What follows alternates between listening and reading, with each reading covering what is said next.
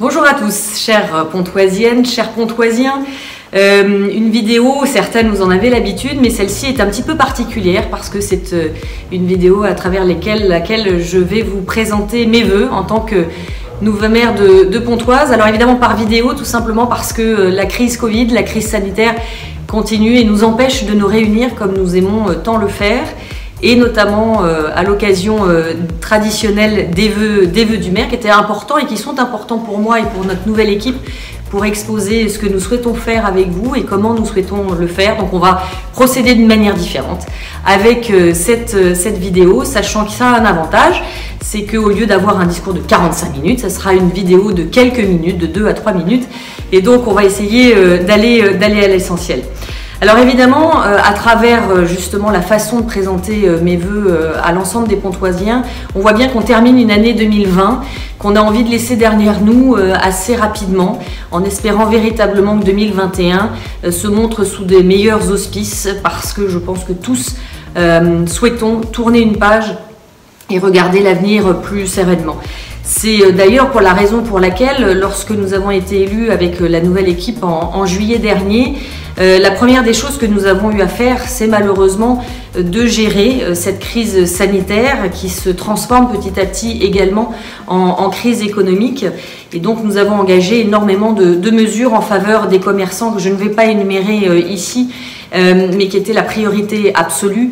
Et j'ai pu observer d'ailleurs à travers ces quelques mois l'immense solidarité des Pontoisiennes et des Pontoisiens pour faire que notre centre-ville, mais pas seulement, l'ensemble de nos commerçants puissent bénéficier de notre action à tous, de notre implication à tous, pour que chacun puisse traverser au mieux cette période. C'est l'occasion aussi, à travers quelques actions de solidarité, d'être présent auprès de ceux qui en ont le plus besoin, qui en ont besoin naturellement et généralement, mais là encore plus dans cette période difficile.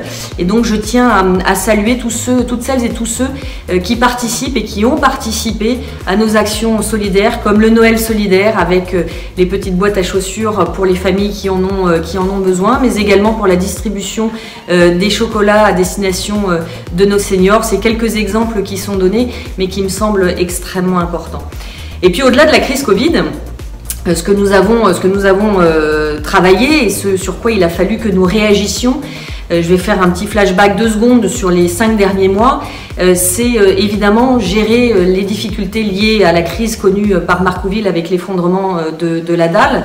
Donc nous travaillons et dans le réaménagement du quartier et dans la sécurisation du quartier et dans le bien-être des habitants afin de faire en sorte que nous relevions le défi d'un nouvel avenir pour Marcouville.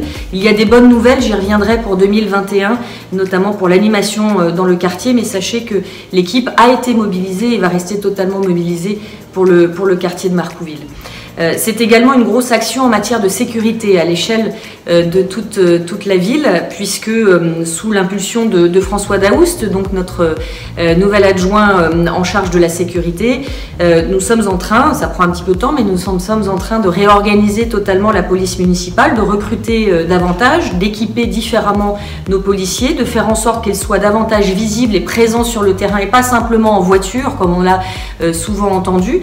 Nous multiplions également les patrouilles communes avec la police nationale, et ce qui me semble être absolument indispensable en termes de présence pour vous, et puis en revanche déranger un maximum la délinquance et faire en sorte que notre ville soit plus sûre. Mais on ne s'arrête pas là.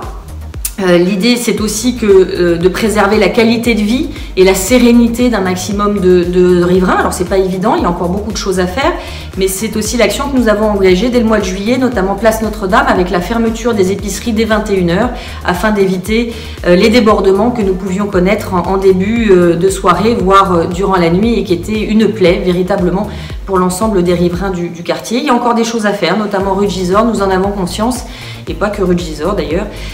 Nous en avons conscience et nous allons continuer cette action. L'important également, et nous avons commencé immédiatement, on s'y était engagé d'ailleurs, c'est de favoriser la pratique du vélo et tout un peu les modes alternatifs de circulation. Et je veux saluer l'action de Léna de Gourmont qui s'est saisie de l'ensemble de ces sujets et qui, à travers le budget participatif auquel la ville de Pontoise a répondu, lancé par la région Île-de-France, nous avons d'ores et déjà pu commander et investir dans une centaine d'arceaux de parcs à vélo qui vont pouvoir être mis à disposition très prochainement. C'est également notre programme ambitieux de plantation d'arbres. Alors certains l'ont peut-être vu au fur et à mesure.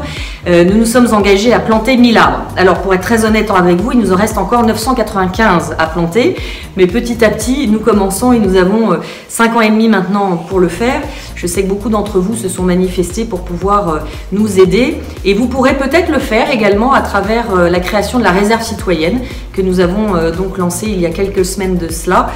Plus d'une soixantaine de Pontoisiens ont d'ores et déjà répondu présent. Tous ceux qui souhaitent s'investir dans leur ville sont plus que les bienvenus. Donc c'est quelques exemples d'actions sur lesquelles nous sommes positionnés immédiatement dès notre arrivée, mais c'est surtout, moi j'ai hâte de passer à 2021 pour toutes les raisons que je vous ai indiquées, mais aussi parce que 2021, ça sera le premier vrai budget voté par votre nouvelle équipe, cette nouvelle majorité municipale, et l'année 2021 sera l'occasion également de voir de beaux projets, ou en tout cas de nouvelles réalisations importantes pour notre ville. Je vais vous en citer quelques-uns, évidemment ça n'est pas complet, mais dans le désordre. Ça sera par exemple le réaménagement de l'îlot Le Mercier. L'îlot Le Mercier, vous savez, c'est le petit ensemble qui est à côté du musée Tavet dans le centre-ville, qui a très longtemps été une friche, qui a d'ores et déjà été démoli. 2021, ça sera son aménagement en jardin, en petit parc et en jardin familial. C'est également les travaux de réaménagement de la crèche de Marcouville. Ça, c'est très important, c'est quelque chose de très attendu pour l'ensemble du quartier et de la ville. C'est également la réouverture partielle de la Baleine. La Baleine, c'est la maison de quartier de Marcouville et c'est d'autant plus important compte tenu de ce qu'a connu le quartier. Toujours à Marcouville, c'est l'engagement des travaux de rénovation complets de l'école Ludovic Piette, donc l'école maternelle et élémentaire du quartier de Marcouville. Mais c'est 2021, ce sera aussi l'ouverture du parking, du fameux parking de 300 places dont on espère véritablement et dont on pense qu'il permettra de permettre cette fameuse rotation pour qu'on puisse se rendre en centre-ville beaucoup plus facilement sans avoir à tourner des heures pour trouver une place. Donc l'ouverture, ou en tout cas la livraison du parking en 2021. C'est l'ouverture des tennis également, attendue depuis bien longtemps par tous les sportifs. Si on doit rester dans le domaine du sport, cela sera également la création d'un terrain sportif à la Pépinière, qui est attendu d'un certain nombre de riverains et de jeunes. C'est également le lancement des travaux, alors du projet en tout cas, pas des travaux encore, mais de la maison des jeunes sur lequel nous nous sommes engagés. C'est le lancement de l'opération Cité Sport que vous avez pu connaître et qui avait dû être arrêtée et que nous souhaitons relancer. Je vais m'arrêter dans la liste un petit peu à l'après-vert, mais c'est quelques exemples qui me semblent importants de voir délivrer pour vous dire que avec vous, j'ai hâte que nous puissions ouvrir cette nouvelle page pour ouvrir cette nouvelle année, que nous lancions de vrais beaux projets et que nous puissions les découvrir ensemble, y travailler ensemble, mais aussi en parler ensemble, parce que j'espère bien que 2021 sera l'année quelque part entre guillemets de la libération, où nous pourrons reprendre nos échanges et retrouver cet esprit de convivialité qui anime si bien et qui caractérise si bien notre ville. Voilà, il me reste à vous souhaiter, j'allais dire, tout le meilleur. Alors on a quelques hésitations quand on voit comment s'est passé 2020 au moment où on s'est souhaité une bonne année, fin 2019, début 2020. Je vous souhaite néanmoins tout le meilleur pour 2021. Sachez que vous pouvez compter sur notre totale mobilisation de l'ensemble de l'équipe pour faire en sorte que la vie à Pontoise en 2021 soit une belle et jolie ville pour l'ensemble des Pontoisiens. Très bonne année à tous.